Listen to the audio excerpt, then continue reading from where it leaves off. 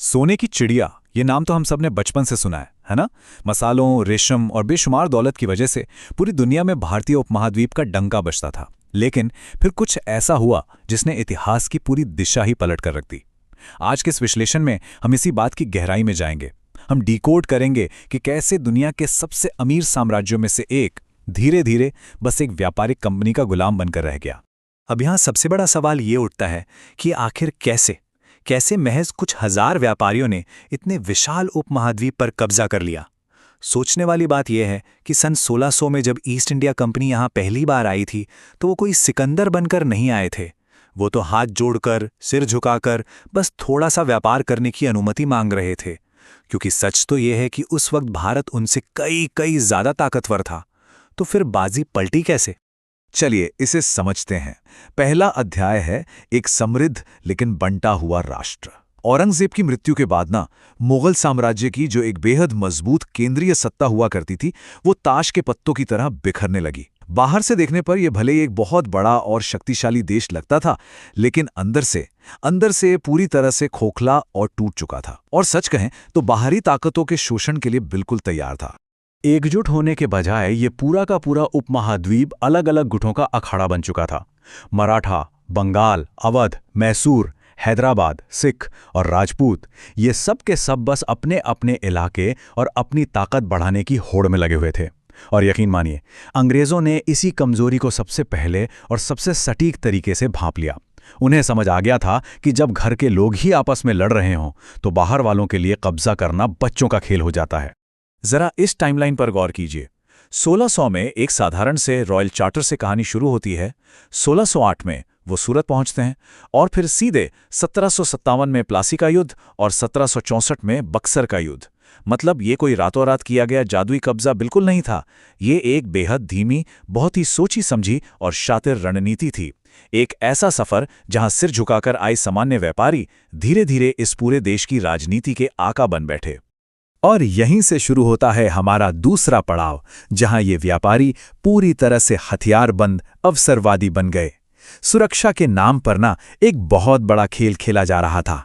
सूरत, मद्रास, बॉम्बे और कलकत्ता, जो कभी सिर्फ साधारण से व्यापारिक केंद्र थे, वो अब धीरे धीरे बड़े बड़े सैन्य ठिकानों और किलों में तब्दील होने लगे थे। इन्होंने असल में किया क्या? सबसे पहले अपने व्यापारिक केंद्र बनाए, फिर कहा कि भाई हमें तो अपनी सुरक्षा करनी है, और इसके नाम पर उन केंद्रों की किलेबंदी कर दी। बात यहीं नहीं रुकी। इसके बाद इन्होंने भारतीय सिपाहियों की ही एक विशाल प्राइवेट आर्मी खड़ी कर ली, और फिर शुरू हुआ स्थानीय राजाओं के राजनीतिक मामलों में सीधा दखल। जरा सोचकर देखिए, कितना अजीब है ना ये। एक प्राइवेट कॉरपोरेट कंपनी जिसके पास अपने खुद के तोपखाने हैं, अपने किले हैं, और एक ऐसी सेना है जो वहां के कई स्थानीय राजाओं की सेनाओं से भी कहीं ज्यादा बड़ी है। बिल्कुल अविश्वसनीय। अब आते हैं तीसरे हिस्से पर, प्लासी और बक्सर का वो धोखा जहां जीत हथियारों से नहीं, साजिशों से मिली। हमारी ये कहानी अब मुड़ती है भारत के उस समय के सबसे अमीर और सबसे उपजाऊ सूबे बंगाल की तरफ। यहीं पर नवाब सिराजुद्दौला और रॉबर्ट क्लाइव का वो ऐतिहासिक आमना सामना हुआ था, जिसने आगे के 200 सालों की पूरी पटकथा ही लिख डाली। ये तुलना बहुत कुछ साफ कर देती है। 1757 का प्लासी का युद्ध मैदान में नहीं बल्कि लालच और धोखे के दम पर जीता गया था। एक तरफ थे नवाब सिराजुद्दौला, जिनके पास कहीं ज्यादा सैनिक थे, स्थानीय संसाधन थे और एक स्थापित सत्ता थी, सब कुछ था उनके पास। और दूसरी तरफ रॉबर्ट क्लाइव, जिसने रिश्वत, सीक्रेट डील्स और सबसे बढ़कर सेनापति मीर जाफर की गद्दारी को अपना सबसे बड़ा हथियार बनाया। युद्ध के मैदान में नवाब के अपने ही खास लोग उनके पीठ में छुरा घोंप रहे थे। लेकिन अगर ध्यान से देखें तो प्लासी से भी कहीं ज्यादा खतरनाक और निर्णायक था 1764 का बक्सर का युद्ध। यहां बंगाल के मीर कासिम, अवध के शुजाउद्दौला और मुगल सम्राट शाह आलम द्वितीय, इन तीनों की संयुक्त सेना अंग्रेजों से टकराई थी।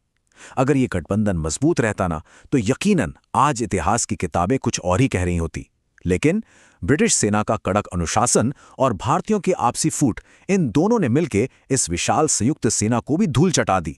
अब आगे बढ़ते हैं चौथे भाग की ओर, लूट का अर्थशास्त्र, व्यापार से लेकर धन की निकासी तक।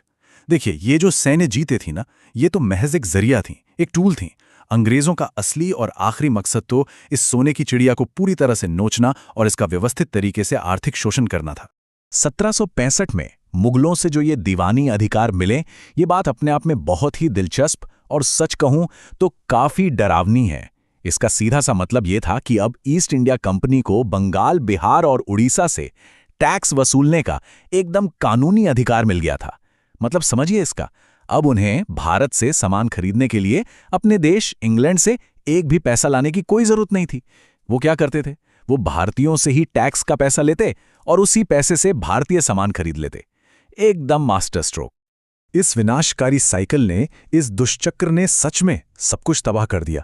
सबसे पहले भारतीय किसानों पर भारी भरकम टैक्स थोप दिया गया। फिर उसी टैक्स के पैसे से भारत का ही कच्चा माल बिल्कुल कौड़ियों के भाव खरीदा जाता। उस कच्चे माल को इंग्लैंड भेजकर वहां की मशीनों से सामान तैयार होता और फिर वही तैयार सामान वापस भारत के बाजारों में लाकर बहुत ही ऊंचे दामों पर बेचा जाता। इस खतरनाक खेल ने भारत के फले फूले स्थानीय उद्योगों की कमर ही तोड़ दी, खासकर बंगाल के उन मशहूर बुनकरों की, जिनका मलमल कभी पूरी दुनिया में अपनी पहचान रखता था। धन की निकासी, ये सिर्फ एक वाक्य नहीं है। सच्चाई ये थी कि भारत पर सिर्फ शासन नहीं किया जा रहा था, उसे एक नींबू की तरह पूरी तरह से निचोड़ा जा रहा था। इसी व्यवस्थित लूट ने ब्रिटेन की औद्योगिक क्रांति यानी इंडस्ट्रियल रेवोल्यूशन में पेट्रोल डालने का काम किया।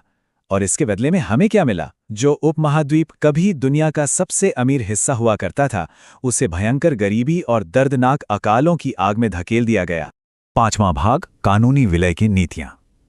ये वो लोग थे जो सिर्फ तलवार से नहीं बल्कि कागजों से भी जीतना जानते थे। अंग्रेजों को बहुत जल्दी ये बात समझ में आ गई थी कि भाई हर बार खून बहाने या युद्ध लड़ने की कोई जरूरत नहीं है। वो अपने कानूनी जाल और कागजी दांव-पेच का इस्तेमाल करके भी राज्यों को बड़ी ही आसानी से हड़प सकते थे। लॉर्ड वेलेस्ली की इस सब्सिडियरी अलायंस या सहायक संधि को ही देख लीजिए। इसके नाम में भले ही सहायता था, पर काम बिल्कुल उल्टा था। इसके तहत भारतीय राजाओं को ब्रिटिश सैनिकों का खर्च खुद उठाना पड़ता था और अपनी विदेश नीति की आज़ादी भी अंग्रेजों को सौंपनी पड़ती थी। असल में यह सुरक्षा के नाम पर बिछाया गया एक ऐसा जाल था जिसने हैदराबाद और अवध जैसे बड़े बड़े राज्यों को कर्ज और राजनीतिक बेबसी में फंसाकर उन्हें महज एक कठपुतली बनाकर रख दिया था। और इसके बाद आई लॉर्ड डलहौजी की डॉक्ट्रिन ऑफ लैप्स यानी व्यवगत का सिद्धांत।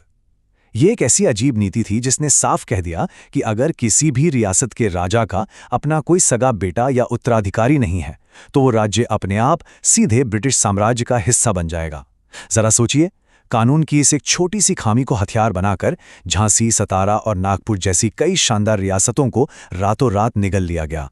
6वां भाग, टूटने का वो बिंदु जो आना ही था। 1857 का महाविस्फोट।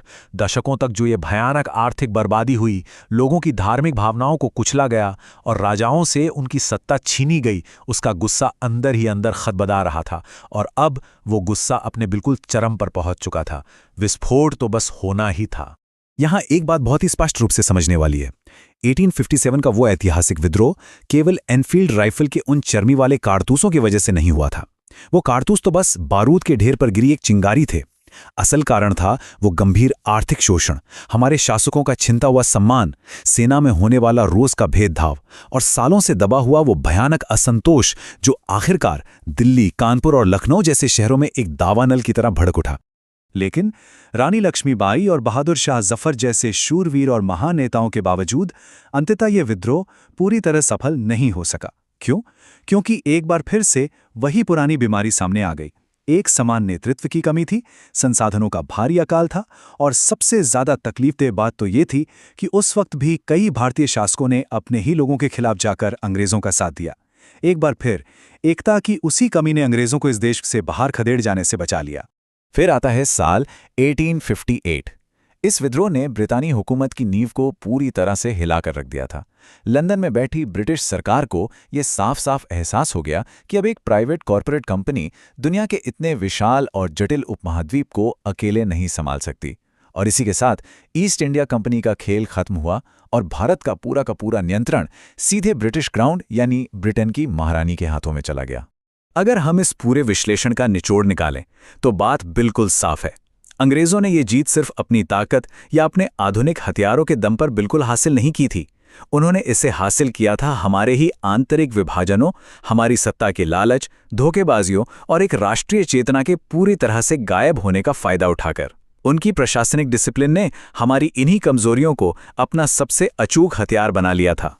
जाते जाते एक सवाल इतिहास के पन्नों से निकलकर हमारे सामने आता है, जो शायद हमेशा गूंजता रहेगा। जरा सोचिए, यदि इस उपमहाद्वीप के शासकों ने शुरुआत से ही अपनी ताकतों को एकजुट रखा होता, तो क्या दुनिया की कोई भी बाहरी शक्ति कभी भी उन्हें जीत पाती? ये इतिहास हमें सिर्फ अतीत की कहानी नहीं सुनाता, बल्कि एक बहुत बड़ा और कड़वा सबक देता है कि कोई भी विशाल साम्राज्य हमेशा भीतर से ही गिरता है और तभी वो बाहर से गुलाम बनता है। इस बात पे गौर जरूर कीजिएगा।